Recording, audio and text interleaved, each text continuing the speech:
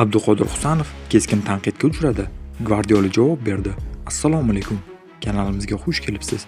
Yaqin daqiqalar ichida siz bilan Ekstra Sport kanali. Videolarimizga like bosib, bizni qo'llab-quvvatlayotgan barchaga rahmat. Aynan sizni qo'llab-quvvatlashlaringiz tufayli biz ishlashda davom etamiz. Demak, bugungi dasturimizni boshladim. Bugungi dasturimiz homiysi sizlarga katta bonuslarni taklif qilmoqda. Ekstra Sport promogoti bilan ro'yxatda bo'lsangiz 3 million so'mgacha bonusni qo'lga kiritasiz. Hozirroq kommentariyadagi havola orqali ro'yxatdan o'ting va o'z bonusingizni qo'lga kiriting. Angliya Premyer Ligasining 24-turida Manchester City ashaddiy raqiblaridan biri Tottenham maydonda g'alabani qo'ldan chiqarib, bir ochko bilan kifoyalandi.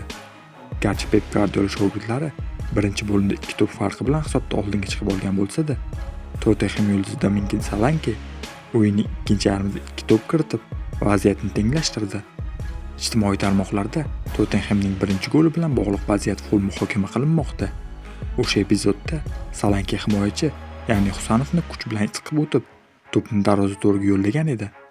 Ayrim muxlislar istehzohli tarzda hujumchi Husanovni O'zbekistonga qaytarib yubordi deb yozishmoqda.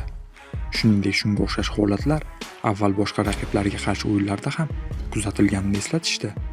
Biroq Manchester City bosh murabbiyi Pep Guardiola Abduqodir Husanov tomonida turdi va hakam qarorini tanqid qildi. Murabbiy fikricha, birinchi gol urilgan epizodda Domingo Solanke tomonidan ochiq gol bo'lgan. Guardiolaning ta'kidlashicha, Tottenham hujumchisi himoyachi, ya'ni Abduqodirni orqadan turtib yuborgan va agar markaziy himoyachi hujumchiga shunday holatda to'qnashganda, hakamlar aniq penalti belgilashni uqtirdi. Agar markaziy himoyachi va hujumchi o'rtasida vaziyat bo'lsa, bu penalti, to'g'rimi? Kontakt bor edi. Bunga o'zingiz ham guvoh bo'ldingiz, dedi Pep Guardiola.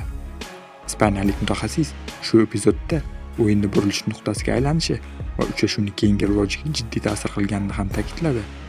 Tottenham foydasiga hisoblangan birinchi goldan so'ng jamoada emotsional muammo yuzaga keldi. Bunday vaziyatdan so'ng Angliya futbolida nima bo'lishidan qat'iy nazar o'yinni nazorat qilish juda qiyinlashadi, dedi Pep Guardiola. Qadrli do'stlar, siz nima deb o'ylaysiz birinchi gol kiritilgan vaziyatda?